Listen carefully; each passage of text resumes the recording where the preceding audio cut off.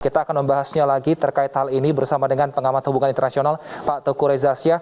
Pak Teguh, bagaimana tadi sudah beberapa rencana disiapkan ini oleh pemerintah Indonesia untuk mengevakuasi warga negara Indonesia yang di sana, dan ini kembali lagi melibatkan beberapa negara. Berarti ini diplomasi Indonesia juga diperlukan seluas itu untuk bisa menjadikan negara-negara lain ini sebagai negara transit untuk mengevakuasi warga negara Indonesia, Pak Teguh. Terima kasih. Saya bisa bayangkan ya, bagaimana evakuasi ini direncanakan dengan sangat sistematis. Dan sepanjang pengetahuan saya itu pemerintah Indonesia sudah punya berbagai skenario. Dan skenario ini yang paling sulit begitu. Karena pihak Rusia itu memberikan pembatasan yang luar biasa pada negara-negara yang dianggap tidak mengerti masalah yang mereka hadapi. Jadi banyak negara yang mendadak harus berputar dan rugi sekian jam, rugi sekian ribu US dollar per menit. Pada saat yang sama juga ada kekhawatiran dari negara-negara lain bahwa kalau melewati jalur-jalur yang dikuasai NATO, kesulitan yang sama juga akan dihadapi gitu. Tapi saya sangat bersyukur ya pada Tuhan Yang Maha Kuasa dalam keadaan seperti ini. Semua jalur diplomatik itu kita gunakan dengan baik. Jadi kalau kita melihat betapa jauhnya jarak Jakarta sampai ke Ukraina, dan juga pesawat itu harus transit di mana, dan nanti pada saat transit kembali itu proses birokrasinya akan seperti apa, karena ini di luar kewenangan kita. Itu betapa pemerintah Indonesia itu sudah bekerja dengan skenario terburuk, itu sesuatu yang harus kita hargai bersama ya. Dan untuk itu saya berpikir pihak-pihak asing juga harus belajar gitu. Bagaimana pemerintah Indonesia bila bisa melakukan hal ini dengan baik, ini jauh lebih sulit daripada penyelamatan di Wuhan. Baik. Kalau di Wuhan itu kita berhadapan dengan pemerintah yang berdaulat, tapi memaksakan aturan kesehatan yang sangat keras. Kalau sekarang aturannya perang gitu. Jadi banyak sekali hukum-hukum yang harus kita kuasai, dan ini benar-benar pekerjaan yang sangat jelimet dari kalangan diplomatik, kalangan militer, juga kalangan organisasi swasta di darat. Ini semuanya bisa kita rangkul dengan sangat baik, dan kita melihat bahwa tidak ada yang meninggal pada saat perjalanan ke pesawat, tidak ada yang sakit pada saat masuk ke pesawat dan sebagainya. Berarti perencanaan kita sudah sangat matang. Tapi kan sementara ini belum selesai, gitu. Karena begitu para saudara-saudari kita ini landing di Indonesia, mereka harus mengikuti aturan protokoler yang berlaku di Indonesia. Saya tidak tahu berapa lama mereka harus berada di istilahnya itu daerah isolasi. Kemudian pada saat yang sama juga harus ada pendampingan psikologis, karena pasti mereka berharap maksimal ya, ada anggota keluarga lain yang dibawa, kemudian ada juga warga negara asing lain yang punya hubungan istimewa, apakah suami, istri ataupun ipar juga ingin dibawa, tapi nggak mungkin.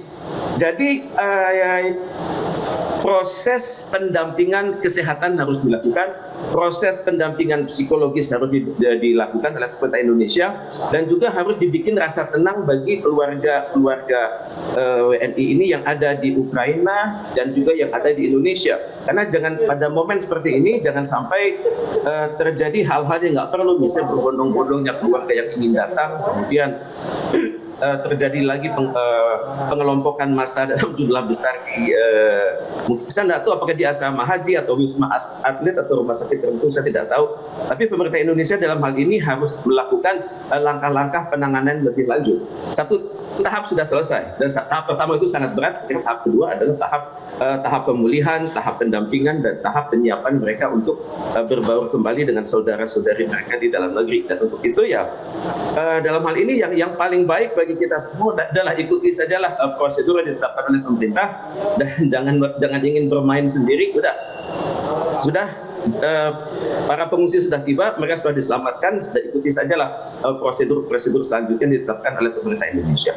Baik, baik. Pak Teguh, ini kan bagaimana Indonesia sebenarnya di mata asing? Apakah memang Indonesia berdiplomasi cukup bagus sehingga untuk mengevakuasi warga negara Indonesia ini bisa dinyatakan lebih cepat mungkin daripada negara-negara lainnya? Dan apakah mungkin peran Indonesia yang pernah menjadi Dewan Keamanan PBB ini juga turut andil sehingga diplomasi Indonesia bisa dibilang bagus dengan negara-negara yang terlibat konflik ini? Saya pikir ini penilaiannya harus timbal balik ya. Pertama, mengapa kita bisa berhasil melakukan suatu operasi penyelamatan ini dengan cepat. Kemudian juga kita bisa melihat bahwa dalam mengoperasikan penyelamatan ini tentunya kan ada filsafat. Filsafatnya adalah konstitusi negara, satu. Kemudian faktor-faktor kemanusiaan. Kemudian yang ketiga adalah betapa manisnya hubungan kita dengan kedua pihak yang sedang bertikai. Itu sudah harus dioptimalkan sedemikian rupa. Tanpa perlu dikemukakan, saya pikir kita sudah melihat betapa pejabat-pejabat kita itu statementnya itu selalu berdasarkan hukum internasional, selalu mengupayakan perdamaian dan selalu mengupayakan kerjasama. Dan Indonesia bersedia melakukan itu. Ya, itu dari pihak kita kan. Dan dari pihak luar mereka melihat begitu bahwa Indonesia ini melakukannya tidak dengan niatan yang tidak semestinya. Kita mengedepankan hukum internasional, kita mengedepankan kepercayaan dalam berhubungan dengan aktor-aktor di lapangan. Kita selalu mengedepankan prosedur yang kita lakukan ini adalah sejalan dengan hukum internasional dan juga sejalan dengan mekanisme yang mereka tetapkan di darat. Untuk itu tentunya pada saat mereka memutuskan ya tidak, mereka akan melihat figur Indonesia kan, Indonesia yang sosok pendamai di dalam hubungan internasional, Indonesia yang tidak melibatkan diri dalam persengketaan, walaupun dalam hati kita tahu sebenarnya siapa yang melakukan, siapa yang terlibat secara tidak langsung, siapa yang diam-diam mengomporin keadaan, kita tahu persis, tapi kita tidak bukakan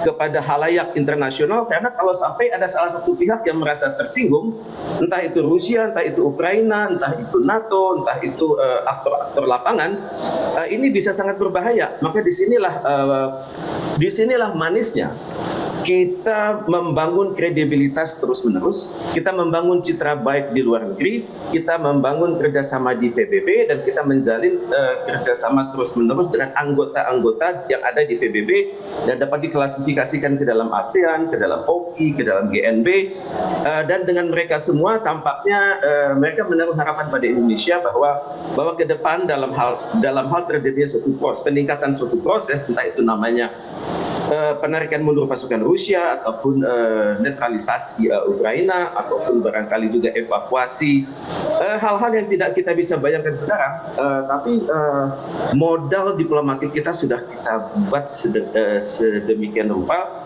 sehingga sekaranglah kita bisa ambil manfaatnya, di mana proses evakuasi itu berjalan dengan baik. Baik, lalu Pak Teguh, sebenarnya seperti apa hubungan bilateral antara Indonesia dan juga Ukraina? Tapi jangan dijawab dulu karena kita akan jeda terlebih dahulu. Pemirsa, tetaplah bersama kami di Breaking News.